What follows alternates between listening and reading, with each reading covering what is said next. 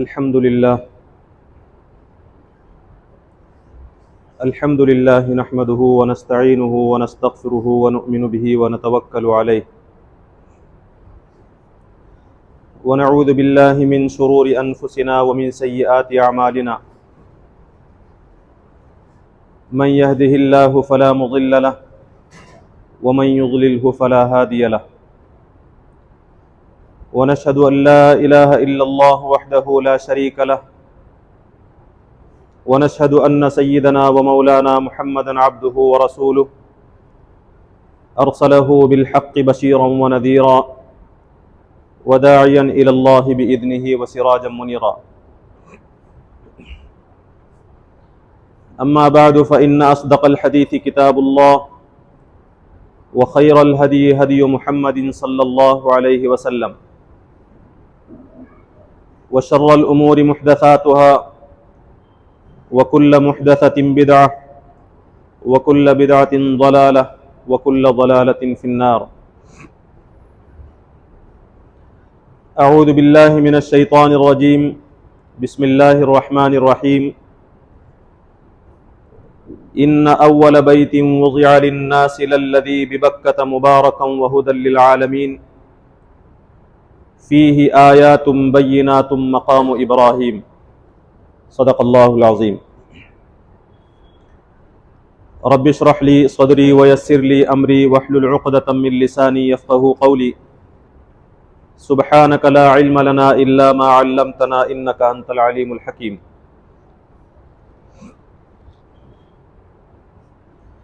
قابل احترام معزز بزرگوں، محترم نوجوان دوستوں اور بھائیوں،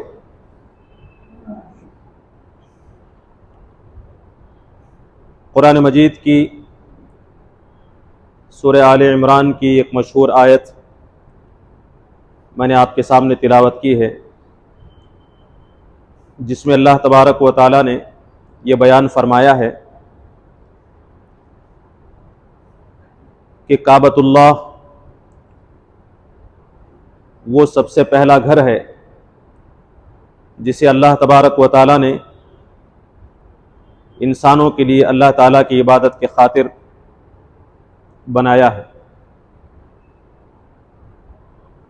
اس کعبۃ اللہ کی خصوصیات بیان کرتے ہوئے اللہ تبارک و تعالیٰ نے بیان فرمایا مبارکن، کہ یہ انتہائی بابرکت گھر ہے، اور فرمایا کہ وہدی للعالمین، یہ گھر تمام عالم کے لیے ہدایت کا ذریعہ ہے۔ مزید اللہ تعالیٰ نے فرمایا کہ فیہ آیات بینات، اس میں واضح نشانیاں موجود ہیں، ایک نہیں بلکہ کئی نشانیاں موجود ہیں، اللہ تعالیٰ کی وحدانیت کی نشانیاں۔ اور فرمایا کہ مقام ابراہیم، اس میں مقام ابراہیم بھی ہے۔ مفسرین یہ بیان فرماتے ہیں کہ جس چیز کو اللہ تبارک و تعالیٰ نے واضح نشانیوں سے تعبیر فرمایا وہ کعبۃ اللہ اور اس سے جڑی ہوئی چیزیں ہیں۔ کعبۃ اللہ ہے، حجر اسود ہے، کعبۃ اللہ کی تعمیر اور اس کا مقصد ہے، اور اس کے پیچھے کی پوری جو تاریخ ہے جس میں اللہ تبارک و تعالیٰ کی مدد اور نصرت، اور اللہ تعالیٰ کی مدد اور نصرت کے اسباب اور ذرائع کیا ہیں، وہ ساری چیزیں ان آیات بینات کے اندر شامل ہیں۔ مزید مفسرین یہ بھی بیان فرماتے ہیں کہ آیات بینات سے مراد، واضح نشانیوں سے مراد صرف کعبۃ اللہ نہیں ہے، کعبۃ اللہ بھی ہے، حجر اسود بھی ہے، مقام ابراہیم کا جو ذکر کیا گیا ہے، وہاں مقام ابراہیم سے صرف حضرت ابراہیم علیہ السلام کا وہ مقام مراد نہیں ہے جسے ایک نشانی کے طور پر باقی رکھا گیا ہے، جہاں نبی حضرت ابراہیم علیہ السلام کے قدم کے نشان موجود ہیں، بلکہ مقام ابراہیم سے مراد آپ کی سیرت سے جو اللہ تبارک و تعالیٰ کی وحدانیت کی نشانیاں ملتی ہیں وہ ساری چیزیں، مثال کے طور پر صفا اور مروہ، یہ بھی مقام ابراہیم اور آیات بینات میں شامل ہے۔ آب زمزم یہ بھی اللہ تبارک و تعالیٰ کی واضح نشانیوں میں شامل ہے۔ اگر کوئی شخص یہ کہے کہ واضح نشانیوں سے مراد صرف کعبۃ اللہ ہے یا پھر حجر اسود ہے تو اسے جھٹلایا نہیں جا سکتا، لیکن اس حقیقت کا بھی انکار نہیں کیا جا سکتا کہ صفا اور مروہ، آب زمزم اور کعبۃ اللہ کی تعمیر کا جو مقصد اور اس سے پہلے کی جو تاریخ ہے جس میں اللہ تبارک و تعالیٰ کی مدد اور نصرت کی نشانیاں ہیں، وہ ساری نشانیاں بھی شامل ہیں، اس حقیقت کا بھی انکار نہیں کیا جا سکتا۔ تو کعبۃ اللہ میں اور مکۃ المکرمہ میں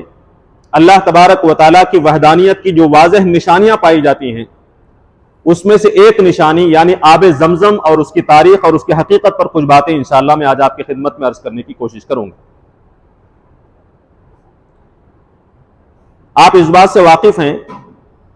کہ اللہ تبارک و تعالیٰ نے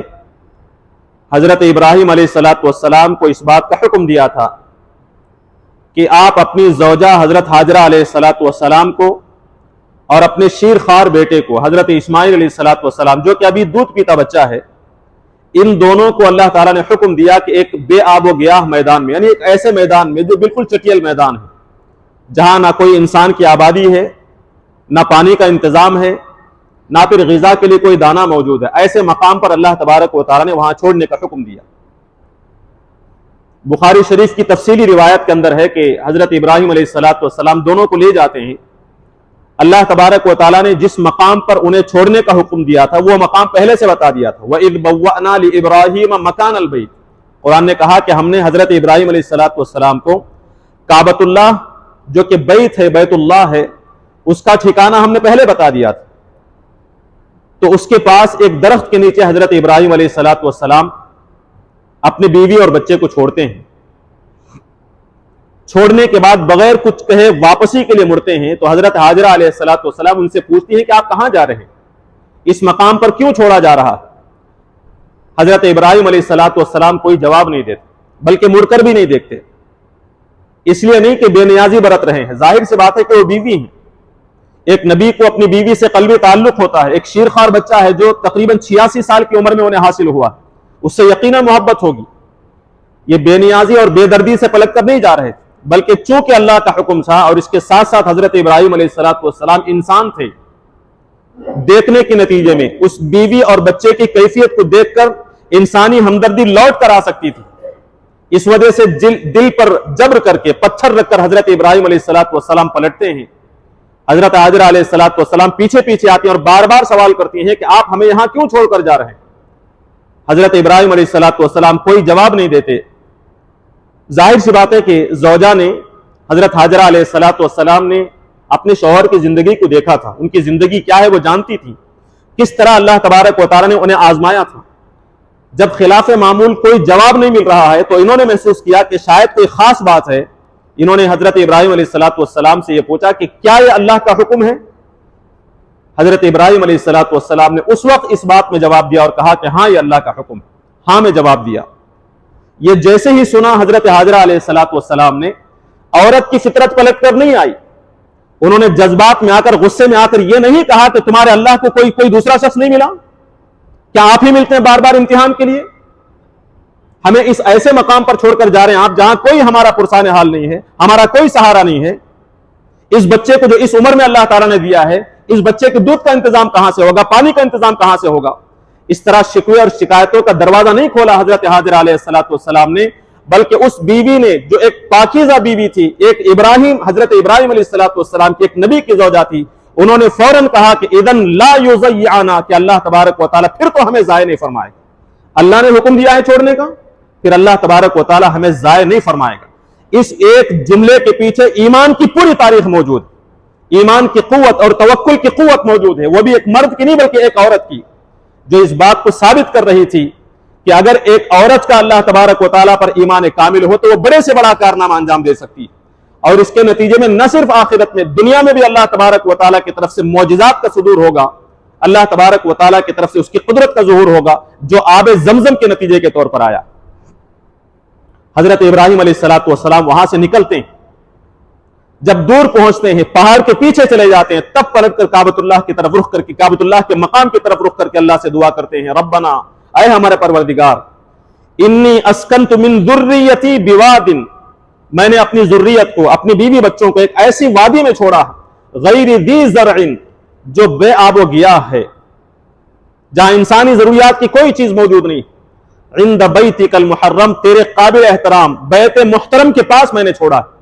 ربنا، اے ہمارے پروردگار، لیقیموا الصلاۃ، میں نے اس لیے چھوڑا کہ یہ لوگ نمازوں کو قائم کرنے والے بنے۔ فجعل افئدۃ من الناس تہوی الیہم، لوگوں کی دلوں کو ان کی طرف متوجہ فرما، لوگ مشتاق ہو کر اس کعبۃ اللہ کی طرف آئیں۔ وارزقہم من الثمرات، اور میری ذریت کو اور جو یہاں آباد ہوں گے انہیں تو اپنے رزق سے ثمرات عطا فرما، انہیں رزق عطا فرما، لعلہم یشکرون، تاکہ وہ رزق پا کر تیرا شکر کرنے والے بنے۔ یہ دعا حضرت ابراہیم علیہ السلام نے اپنے بیوی بچے کو چھوڑ کر واپسی کے موقع پر کی تھی۔ وہ تشریف لے جاتے ہیں، اللہ کا حکم ہے۔ یہاں حضرت ابراہیم علیہ السلام کچھ کھجوریں آپ نے دی ہیں، کچھ پانی مشکیزے میں پانی ہے، لیکن کب تک پانی کام آ سکتا ہے؟ کچھ مدت میں پانی ختم ہو گیا، کھجوریں ختم ہو گئی، خود حضرت حاجرہ علیہ السلام پیاسی ہیں، بچہ پیاسا ہے، پانی اور کھانے کے نہ ہونے کے نتیجے میں ماں کے جسم میں دودھ نہیں ہے۔ ایک وقت آیا کہ بچہ پیاس سے، بھوک سے تڑپنے لگا۔ حضرت حاجرہ علیہ السلام دیکھ رہی ہیں کہ بچہ بلک رہا ہے، تڑپ رہا ہے، ایڑیاں زمین پر مار رہا ہے، پریشان ہو کر تلاش کرتی ہیں کہ کوئی شخص آئے گا، کوئی چیز کھانے کی ملے گی۔ دوڑ کر صفا پہاڑی پر چڑھتی ہیں اور پہاڑی کے اطراف دیکھتی ہیں، دوسری طرف دیکھتی ہیں کہ کوئی انسان، کوئی چیز کھانے کے لیے نظر آتی ہے۔ پھر نیچے اترتی ہیں، آگے بڑھتی ہیں، بچے کو دیکھتی ہیں، بے اختیار تڑپتی ہیں۔ حدیث کے اندر یہ الفاظ موجود ہیں کہ اس بچے کے تڑپ کو دیکھ کر اس حضرت حاجرہ علیہ السلام نے اپنے دامن کو سمیٹا، بالکل پریشان اور مضطرب انسان کی طرح پریشان ہو کر دوڑنے لگی۔ دوڑتی ہیں، پھر آہستہ رفتار سے آگے بڑھتی ہیں، مروا پہاڑی پر چڑھتی ہیں اور پھر اللہ تعالیٰ سے دعا کرتی ہیں، دیکھتی ہیں کہ کوئی چیز، رزق کھانے اور پینے کی کوئی چیز ملتی ہے یا نہیں۔ پھر اس کے بعد دوڑ کر صفا کی طرف چڑھتی ہے، پھر پروا کی طرف۔ اس طرح حدیث میں آتا ہے بخاری کی روایت میں کہ 7 مرتبہ اس طرح حضرت حاجرہ علیہ السلام نے کیا۔ حضرت عبداللہ ابن عباس رضی اللہ عنہ فرماتے کہ یہی وہ عمل ہے جو اللہ تبارک و تعالیٰ نے حج میں باقی رکھا ہے، جسے انسان حج کے ایام میں کرتے۔ 7ویں مرتبہ جب مروہ پر چڑھتی ہیں تو اس وقت انہیں کچھ آواز آتی، آواز کی طرف جب پلٹ کر دیکھتی ہیں بچے کی طرف تو دیکھا کہ بچے کے پاس اس مقام پر جہاں آج زمزم موجود ہے ایک فرشتہ کھڑا ہوا۔ آواز آتی ہے تو پہلے آواز سن کر فوراً خاموش ہوتی ہے اور کہتی ہیں کہ خاموش ہو جا، کوئی آواز آ رہی ہے۔ پھر غور سے سنتی ہیں اور خود کہنے لگتی ہیں کہ ہاں کوئی شخص ہے، کوئی چیز ہے، کیا پتا ہماری فریاد سن لی گئی ہو۔ یہ کہہ کر جب پلٹ کر دیکھتی ہیں تو فرشتے کو موجود پاتی ہیں۔ انہوں نے دیکھا کہ فرشتے نے اپنی ایڑی زمین پر ماری یا پھر اپنا پر زمین پر مارا، جس جگہ پر زمین پر مارا تھا حضرت جبریل علیہ السلام نے، وہاں سے پانی نکلتا ہے۔ فوراً دوڑ کر آتی ہیں حضرت حاجرہ علیہ السلام، وہ پانی اپنے چلو میں لیتی ہے اور مشکیزے میں بھرنے لگتی ہیں، دیکھتی ہیں کہ پانی ابلنا شروع ہو گیا۔ حضرت حاجرہ علیہ السلام نے یہ دیکھ کر کہ پانی کہیں پھیل نہ جائے، فوراً اس کے اطراف کنارے بنا دیے اور چلوں میں پانی لے کر بھر کر مشکیزے میں پانی بھر لیا۔ حضرت حاجرہ علیہ السلام کے بارے میں اللہ کے نبی صلی اللہ علیہ وسلم نے فرمایا کہ اللہ تبارک و تعالیٰ اسماعیل پر رحم فرمائے کہ اگر وہ چلوں میں پانی نہ بھرتی یا پھر انہوں نے اطراف میں کنارے نہ بنائے ہوتے تو آج زمزم بہتا ہوا چشمہ ہوتا، پتہ نہیں کہاں تک جاتا، کہاں تک بہتا۔ بہرحال اللہ تعالیٰ کی حکمت تھی اس میں کہ وہ بہتا ہوا چشمہ نہ بنا، آب زمزم کی کنویں کی شکل میں تبدیل ہو گیا۔ اس طرح زمزم کی ابتدا ہوتی ہے، زمزم کا آغاز ہوتا ہے۔ ایک اہم بات جو آپ کے سامنے عرض کرنی ہے وہ یہ کہ لوگوں میں یہ بات مشہور ہے کہ حضرت اسماعیل علیہ السلام نے جب ایڑیاں رگڑی تو ان ایڑیوں کے نتیجے میں، رگڑنے کے نتیجے میں زمین سے زمزم نکلتا ہے، حالانکہ یہ حقیقت نہیں، اس کا کوئی ذکر حدیث کے اندر موجود نہیں۔ احادیث میں جس بات کا ذکر موجود ہے وہ یہ کہ حضرت جبریل علیہ السلام آتے ہیں، اپنی ایڑی زمین پر مارتے ہیں، بعض روایات میں ہے کہ پر زمین پر مارتے ہیں اور وہاں سے زمزم کا چشمہ پھوٹ نکلتا ہے۔ اور وہ زمزم کا چشمہ قرآن مجید نے کہا آیات بینات، مفسرین فرماتے کہ ان آیات بینات میں واضح نشانیوں میں زمزم کا کنواں بھی موجود۔ زمزم کا یہ چشمہ آج ساری دنیا کے لیے ایک حیرت انگیز چیز بنا ہوا، یقیناً اللہ تبارک و تعالیٰ کی واضح نشانی زندہ معجزے کی شکل میں موجود ہے۔ تحقیق اس پر کی جا رہی ہے، ریسرچ کیا جا رہا ہے اور تحقیق کے بعد یہ بات لوگوں نے ثابت کی ہے، واضح کی ہے کہ اس کا پانی دنیا کے دیگر پانیوں کے مقابلے میں انتہائی غیر اہم ہے۔ جو خصوصیات اس کے اندر ہیں، جو کنٹینٹس اس کے اندر موجود ہیں، جو غذائیت اس کے اندر موجود ہے، دنیا کے کسی دوسرے پانی کے اندر موجود نہیں۔ اس کی خصوصیت یہ ہے کہ اس کا پانی بدبودار نہیں ہوتا، اس کے پانی کا رنگ نہیں بدلتا، مزہ نہیں بدلتا۔ یہ زمزم کا وہ چشمہ جو کعبۃ اللہ سے تقریباً 20 میٹر کی دوری پر ہے، 30 میٹر گہرا کنواں، جس کے بارے میں محققین بتاتے ہیں کہ زمزم کی گہرائی 30 میٹر اور اس میں جو پانی آتا ہے 3 سوتوں کی شکل میں آتا ہے، 3 جھروں کی شکل میں آتا ہے، ایک جھرا صفا کی طرف سے، ایک جھرا مروہ کی طرف سے، ایک جھرا کعبۃ اللہ کے نیچے سے، حجر اسود کی جانب سے آتا ہے۔ ان 3 سوتوں سے نکلنے والا پانی اتنا حیرت انگیز طور پر دنیا کے اندر باقی ہے کہ آج تک اس پانی میں کسی بھی قسم کی کمی واقع نہیں ہوئی۔ یہ الگ بات ہے کہ بعض لوگوں نے اپنی شرارت سے اس کنویں کو بند کر دیا۔ قبیلہ بنی جرہم حضرت حاجرہ علیہ السلام کے آباد ہونے کے بعد، وہاں رہنے کے بعد جو بعض قبیلے وہاں آئے، حاجرہ علیہ السلام کی اجازت سے انہوں نے وہاں سکونت اختیار کی، آباد ہو گئے۔ وہ جب وہاں سے جاتے ہیں تو اپنی شرارت کی وجہ سے اس زمزم کے کنویں کو بند کر دیتے، مختلف چیزوں کو ڈال کر کنواں بند کر دیا جاتا ہے۔ پھر ایک وقت آتا ہے کہ اللہ کے نبی صلی اللہ علیہ وسلم کے دادا حضرت عبد المطلب کو خواب میں دکھایا جاتا ہے کہ فلاں جگہ پر زمزم کا کنواں موجود ہے، تمہاری ذمہ داری یہ ہے کہ اس کنویں کو صاف کرو۔ اپنے بچے کو، اپنے بیٹے کو ساتھ لے کر کنویں کا، اس زمزم کا کنواں صاف کرتے ہیں۔ پھر اس کے بعد جو پانی جاری ہوا ہے، آج تک اس پانی میں کسی بھی قسم کی کمی واقع نہیں، کوئی معمولی کنواں نہیں ہے۔ اس کے حیرت انگیز ہونے کی طرف آپ غور کر کے دیکھیں، معلوم ہوگا روزانہ لاکھوں انسان اس سے پانی پیتے ہیں۔ حج کے ایام میں تقریباً 40 لاکھ لوگ اس پانی کا استعمال کرتے ہیں۔ نہ صرف ایک استعمال کرتے ہیں بلکہ سال میں ہر دن روزانہ یہاں سے پانی لوگ لیتے ہیں، اپنے ملکوں کی طرف لے جاتے ہیں، اور اس پانی میں کسی بھی قسم کی کمی واقع نہیں ہو۔ ایک تحقیق، ایک ریسرچ سے یہ معلوم ہوا ہے، اللہ بہتر جانتا ہے کہ ریسرچ صحیح ہے یا نہیں، یہ بات بیان کی جاتی ہے کہ ایک مرتبہ اس کا پانی مختلف پمپ کے ذریعے سے نکالنے کی کوشش کی گئی، 8000 لیٹر پر سیکنڈ کے حساب سے پانی نکالا گیا۔ 24 گھنٹے پانی نکالنے کے بعد دیکھا گیا تو معلوم ہوا کہ 30 میٹر تک رہنے والا پانی صرف 13-14 میٹر کی کمی اس کے اندر واقع ہوئی، اور پھر جب پانی نکالنا چھوڑ دیا گیا تو صرف 11 منٹ کے اندر وہ پانی پھر اوپر کی سطح پر آ کر پہنچ گیا۔ یہ حقیقت کہاں تک ہے، کہاں تک سچائی ہے، اس میں اللہ تعالیٰ بہتر جانتا ہے، لیکن اس حقیقت کا انکار نہیں کیا جا سکتا کہ لاکھوں انسان روزانہ اس سے پانی پیتے ہیں، لے جاتے ہیں، لیکن کبھی اس کے اندر کمی واقع نہیں۔ یہ اللہ تبارک و تعالیٰ کے عظیم الشان قدرت ہے۔ اس کے علاوہ اس کی روحانی خصوصیات، روحانی خوبیوں کی طرف اگر آپ دیکھیں، احادیث کے اندر اس کی خصوصیات کا، اس کے فضائل کا ذکر کیا گیا۔ احادیث سے معلوم ہوتا ہے کہ تمام مسلمانوں کو اس کا پانی پینا مستحب ہے، پسندیدہ ہے۔ نبی کریم صلی اللہ علیہ وسلم نے فرمایا، خیر ماء علی وجہ الارض ماء زمزم، روئے زمین پر سب سے بہترین پانی اگر کوئی ہے تو زمزم کا پانی، سب سے بہترین پانی۔ انہا برکہ، اللہ کے نبی صلی اللہ علیہ وسلم کی ایک روایت میں ہے کہ یہ برکت ہے، اس برکت کے حصول کے لیے تمام مسلمانوں کو اس کا پانی پینا چاہیے۔ اور کیوں؟ اور اس لیے بھی کہ نبی کریم صلی اللہ علیہ وسلم نے خصوصیت کے ساتھ اس کا پانی پیا۔ اس کے پانی کا پینا سنت ہے۔ نبی کریم صلی اللہ علیہ وسلم کی حدیث ابن ماجہ کی صحیح روایت ہے کہ ماء زمزم لما شرب له۔ آپ غور کر کے دیکھیں، یہ جو حدیث ہے اللہ کے نبی صلی اللہ علیہ وسلم کی کس چیز کی طرف اشارہ کرتی ہے؟ فرمایا کہ ماء زمزم لما شرب له، زمزم کا پانی اس مقصد کے لیے فائدہ مند ہے جس مقصد کے حصول کے لیے اسے پیا جاتا ہے۔ یعنی جس مقصد کے لیے آپ اس پانی کو پیئیں گے، اللہ تبارک و تعالیٰ اس مقصد کو پورا فرمائے گا۔ یہ اشارہ ہے اس حدیث کے اندر، ماء زمزم لما شرب له۔ ایک دوسری حدیث میں آتا ہے کہ طعام طعم، یہ کھانے والے کے لیے غذا ہے، کھانا ہے، یعنی جس مقصد کے لیے اسے پیا جائے وہ مقصد حاصل ہوتا ہے۔ برکت کے لیے پیا جائے تو برکت حاصل ہوگی، اللہ کی پناہ کے حصول کے لیے پیا جائے تو خدا کی پناہ حاصل ہوگی،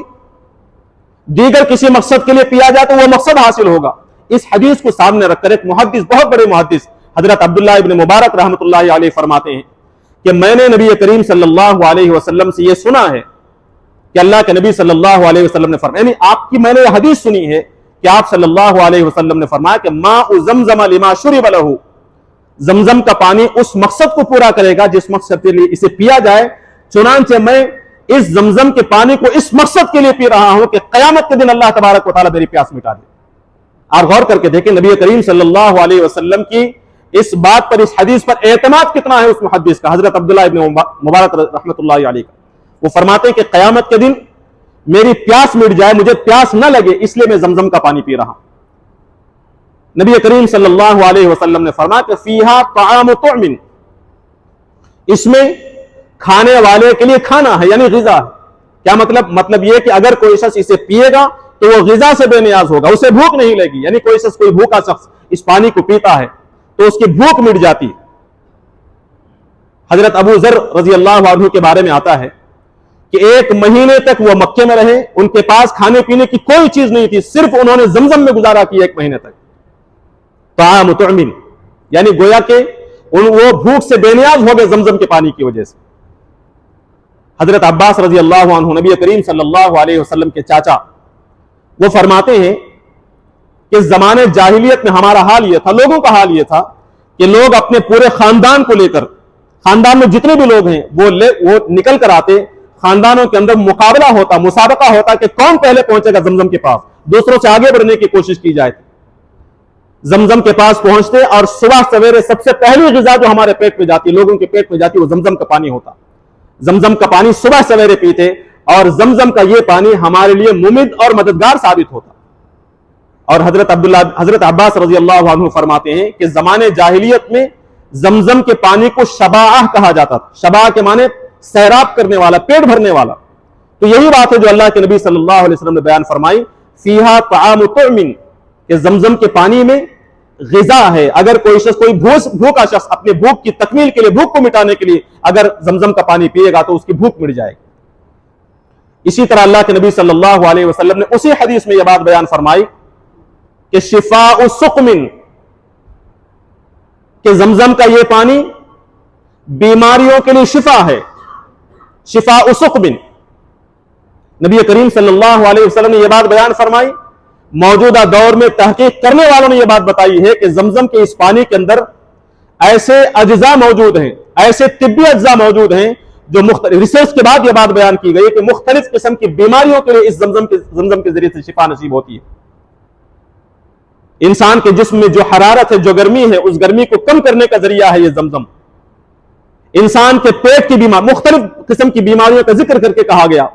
بدہضمی کی بیماری ہے، پیٹ درد کی بیماری ہے، قبض ہے، دست ہے، پیچس ہے، بواسیر ہے، یہ ساری چیزیں تحقیق کے ساتھ موجود ہیں۔ آنتوں کی بیماریاں ہیں، انسانی جسم کے جوڑوں کی بیماریاں ہیں، جلد کی بیماریاں ہیں، ان تمام بیماریوں کے لیے، ڈائبٹیز کی بیماری کے لیے، مختلف قسم کی بیماریوں کے لیے زمزم کے اندر شفا پایا گیا۔ اسی طرح جلد کی بیماریاں ہیں، انسان کے جسم سے تھکان کو دور کر کے قوت پیدا کرنے والی، چستی پیدا کرنے والی، انسان کے قوت حافظے کو مضبوط کرنے والی غذائیں اس کے اندر موجود۔ یہ چیز سائنسی تحقیق ثابت ہوئی۔ نبی کریم صلی اللہ علیہ وسلم نے اسے ایک جملے میں فرمایا، فیہ شفاء سقم، اس میں بیماریوں کے لیے شفا ہے۔ چنانچہ اللہ کے نبی صلی اللہ علیہ وسلم کے بارے میں آتا ہے، حضرت عائشہ رضی اللہ عنہا زمزم کا پانی مختلف برتنوں میں، مشکیزوں میں بھر کر لے کر آتی تھی، اور یہ فرماتی تھی کہ نبی کریم صلی اللہ علیہ وسلم بھی زمزم کا پانی برتنوں میں بھر کر لایا کرتے تھے اور مریضوں پر اونڈیلتے تھے، مریضوں پر ملتے تھے، اور اس کے ذریعے سے شفا نصیب ہوتی تھی۔ یہ صحیح احادیث کے اندر یہ چیز موجود ہے۔ حضرت حسن اور حسین رضی اللہ عنہما پانی لے کر جاتے ہیں۔ اس کے علاوہ کئی صحابہ سے یہ مذکور ہے کہ وہ زمزم کا پانی بطور شفا حاصل کیا کرتے تھے اور اس کے ذریعے سے مریضوں کو شفا دیا کرتے تھے۔ زمزم کے پانی کے سلسلے میں یہ مستحب ہے کہ زمزم کا پانی پیا جائے اور اپنے چہرے پر ملا جائے، سر پر ملا جائے، سینے پر ملا جائے، اور زمزم کا پانی پیتے وقت دعا کی جائے، جو دعا آپ چاہیں وہ دعائیں کریں، اس لیے کہ نبی کریم صلی اللہ علیہ وسلم نے کیا فرمایا، ماء زمزم لما شرب لہ، زمزم سے وہ مقصد حاصل ہوگا جس مقصد کے لیے پیا جائے گا۔ اس لیے جو دعا آپ مانگیں گے اللہ تبارک و تعالیٰ کی ذات سے امید کی جا سکتی ہے کہ وہ دعا قبول ہوگی۔ آپ نے مشہور دعا سنی ہوگی حضرت عبداللہ ابن عباس رضی اللہ عنہ کی، ان کے بارے میں آتا ہے کہ جب وہ زمزم کا پانی پیتے تو یہ دعا فرماتے تھے، اللہم انی اسألک علما نافعا ورزقا واسعا وشفاء من کل داء۔ وہ اللہ تعالیٰ سے دعا کرتے تھے کہ اے اللہ، میں تجھ سے علم نافع کا سوال کرتا ہوں، یعنی ایسا علم عطا فرما جو مجھے نفع پہنچائے، اور ایسا رزق دے جس میں وسعت ہو، رزق میں تنگی نہ ہو، اور ہر قسم کی بیماری سے تو مجھے شفا نصیب فرما۔ اس دعا کے ساتھ آپ پانی پیا کرتے تھے۔ یہ حدیث موجود، لیکن اس حدیث کے بارے میں فرمایا جاتا ہے کہ یہ حدیث ضعیف ہے، لیکن نبی کریم صلی اللہ علیہ وسلم کا یہ فرمانا، ابن ماجہ کی وہ جو صحیح روایت ہے جس میں آپ نے فرمایا کہ ماء زمزم لما شرب لہ، زمزم کا پانی اس مقصد کو پورا کرے گا جس مقصد کے لیے پیا جائے، تو اس مقصد کو پیش نظر رکھ کر اگر کوئی شخص علم نافع کی دعا کرے، رزق واسع کی دعا کرے، عمل صالح کی دعا کرے، بیماریوں سے شفا کی دعا کرے، تو اللہ تبارک و تعالیٰ کی ذات سے امید ہے کہ اس کی دعا قبول ہوگی۔ لیکن ایک ضروری وضاحت میں آپ کے سامنے رکھ دوں، محدثین نے جہاں یہ فرمایا کہ زمزم سے پہلے جس مقصد کی نیت سے زمزم پیا جائے گا، پینے سے پہلے جو مقصد ہم اپنے ذہن میں رکھیں گے وہ مقصد پورا ہوگا، یہ مشروط ہے۔ ایسا نہیں کہ آپ جو بھی چیز مانگیں فوراً قبول ہو جائے، نہیں، اس کے شرائط ہیں۔ جیسے دعا ہے، مثال کے طور پر دعا کے شرائط ہیں کہ آدمی اپنے آپ کو اس قابل بنائے کہ اللہ تبارک و تعالیٰ اس کی دعا قبول کرے۔ حرام میں ملوث ہے، ناجائز میں ملوث ہے، دعا کر رہا ہے اور یہ کہتا ہے کہ دعائیں قبول نہیں ہوتی۔ یہ بھی ممکن ہے کہ اللہ تبارک و تعالیٰ ہمیں وہی چیز عطا فرمائے جو مقصد ہم حاصل کرنا چاہتے ہیں، جو چیز ہم اللہ تعالیٰ سے مانگ رہے ہیں، یا یہ بھی ممکن ہے کہ اللہ تبارک و تعالیٰ ہمارے حق میں اپنی حکمت کے تحت یہ بہتر سمجھتا ہو کہ اس دعا کے قبول کرنے کے بجائے کوئی اور دوسری چیز عطا کی جائے۔ اور دعا مانگنے کے ساتھ ساتھ زمزم سے پہلے ایک مقصد کو متعین کرنے کے ساتھ ساتھ اس مقصد کے حصول کے لیے اسباب اختیار کرنا ضروری، ورنہ ہم ایک چیز حاصل کرنا چاہتے ہیں، زمزم پیئیں لیکن اس اسباب کو اختیار نہ کریں جس کے ذریعے سے وہ چیز حاصل ہوگی۔ بیماری سے شفا حاصل کرنا چاہتے ہیں لیکن دوا لینے کے لیے تیار نہیں۔ ایک شخص کینسر کا مریض ہے، ڈائبٹیز کا مریض ہے، خوب میٹھی چیزیں کھا رہا ہے، بیماری کو بڑھانے کی ساری چیزیں اختیار کر رہا ہے اور یہ یقین رکھتا ہے اللہ کے نبی صلی اللہ علیہ وسلم نے فرمایا کہ زمزم پینے سے ساری بیماری دور ہو جائے گی، نہیں، یہ مفہوم نہیں ہے۔ زمزم پینے کے ساتھ ساتھ اس بیماری کو دور کرنے کے جو دیگر ذرائع اللہ کے نبی صلی اللہ علیہ وسلم نے بتائے ہیں کہ دوائی کی جائے، ڈاکٹرز کے پاس پہنچے، طبیب سے علاج کروایا جائے، ان اسباب کو اختیار کر کے اگر کوئی سے زمزم پیتا ہے تب اللہ تعالیٰ کی ذات سے اس بات کی امید ہے کہ ہو سکتا ہے اس دوائیوں سے شفا نہ ہو رہی ہو لیکن نبی کریم صلی اللہ علیہ وسلم نے زمزم کی برکت سے اس میں شفا رکھی ہو، اس بات کا امکان ہے۔ ورنہ آپ دیکھیں حضرت عبداللہ ابن مبارک رضی اللہ عنہ کی جو بات میں نے آپ کے سامنے بیان کی، وہ یہ کہتے ہیں کہ میں نے اللہ کے نبی صلی اللہ علیہ وسلم سے سنا ہے کہ جس مقصد کے لیے زمزم پیا جاتا ہے وہ مقصد حاصل ہوتا ہے، تو میں زمزم اس مقصد سے پی رہا ہوں کہ قیامت میں مجھے پیاس نہ لگے۔ اگر کوئی شخص اس نیت سے زمزم پیے لیکن سارے وہ کام کرے جس کے نتیجے میں وہ آدمی قیامت کے دن ایک قطرے پانی کا محتاج نہ ہو، تو کیا یہاں کا زمزم کا پینا آخرت کی پیاس کو مٹا سکتا ہے؟ نہیں۔